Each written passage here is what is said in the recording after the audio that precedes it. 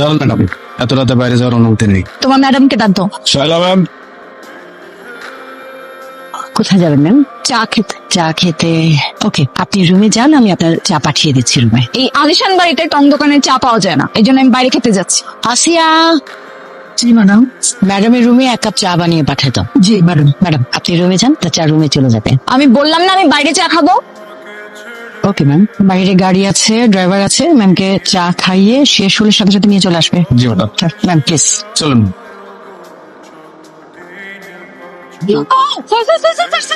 আমার হাতটা ধরেন, আমার হাতটা ধরেন, আমার হাতটা ধরে একটু হাঁটেন। কেন আমার পিছে কিডন্যাপার। আপনি আমার পিছন পিছন এমন খুঁজে গলিতে নিয়ে যাবো আপনাকে কেউ খুঁজে পাবেন।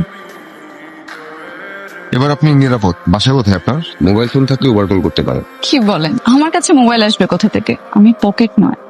অবশ্য পকেটটাও মারতে পারি নাই, আর একটুর জন্য গণপিটুনি খেতে যাচ্ছিলাম, অল্পের জন্য বেঁচে গেছে। আচ্ছা আপনার নামটা কি? পদ্ম। আচ্ছা আসি। আচ্ছা ঠিক আছে ঠিক আছে, পদ্মকে আমাদের বাসায় দাওয়াত দিব। পদ্ম, আমাদের বাসায় আপনার দাওয়াত দিলাম, আসবেন কিন্তু। জি আচ্ছা। ম্যাডাম প্লিজ, এই ওনাকে ওনার বাসায় পৌঁছে দাও।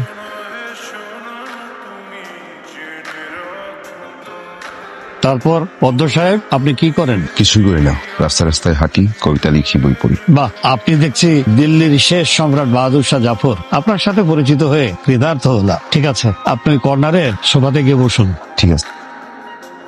পদ্ম সাহেব যান, বাড়ি যান, অযথা রাস্তাঘাটে এভাবে ঘুরে বেড়াবেন না। সে মেয়েটা নিশ্চয়ই আপনার সাথে কথা বলেছে। কে সে? কি নাম তার? কেন, আপনি তার নাম জানেন না? না। সে কর্ণফুলী গ্রুপের মালিকের একমাত্র মেয়ে। সে নাকি আবার এ ধরনের ফান করে মজা পায়। নামটা বলেছিল না, এখন মনে করতে পারছি না।